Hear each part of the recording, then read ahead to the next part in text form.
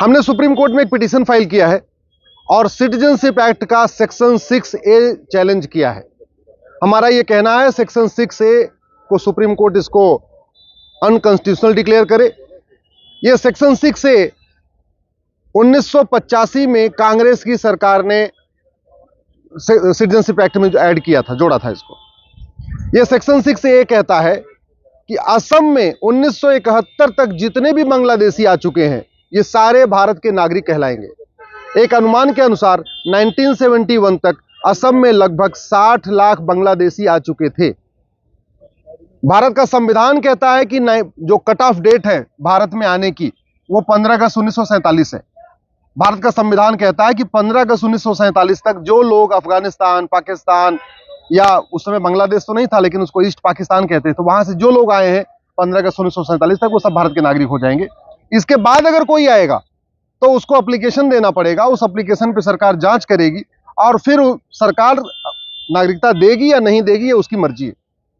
लेकिन राजीव गांधी ने 1985 में एक नई धारा जोड़ दिया सिटीजनशिप एक्ट में जिसको कहते हैं सेक्शन 6A, और वो धारा ये कहती है कि 1971 तक जितने भी बांग्लादेशी घुसपैठिए असम में आ चुके हैं ये सभी के सभी भारतीय बन जाएंगे। इनको कोई एप्लीकेशन नहीं मूव करना है, इनको कुछ नहीं करना है, ये ऑटोमेटिक भारत के नागरिक बन जाएंगे। इससे एक बहुत बड़ी समस्या ये आ रही है कि घुसपैठियों की पहचान करना नामुमकिन हो गया है।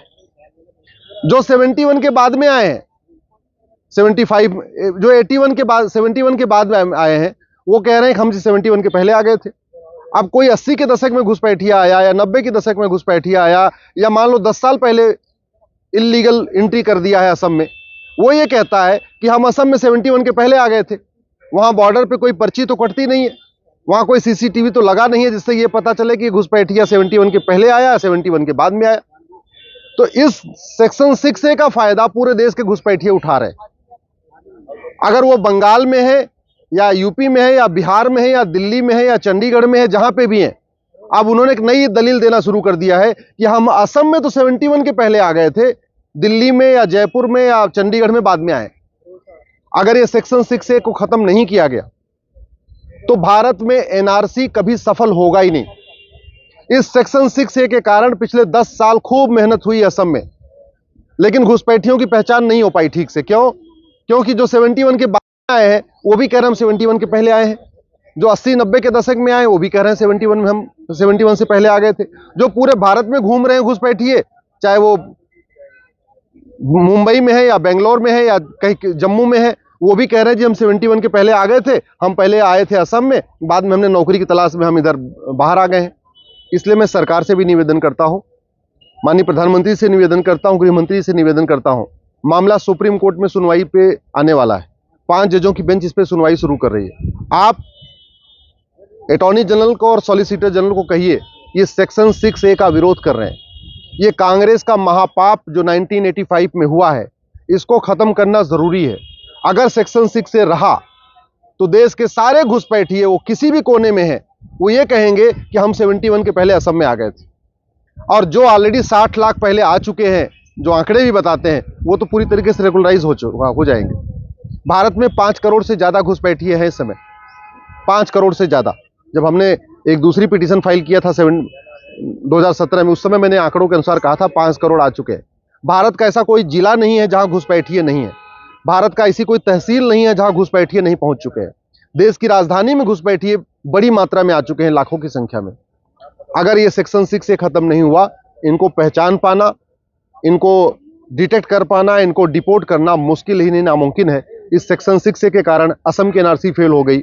अगर ये सेक्शन 6A रहा तो पूरे देश में अगर एनआरसी होगी भी तो कभी सफल नहीं हो पाएगी और मामला लगातार कोर्ट में चलता रहेगा। लगातार एक के बाद एक district court, high court, supreme court तक मामला घूमता रहेगा।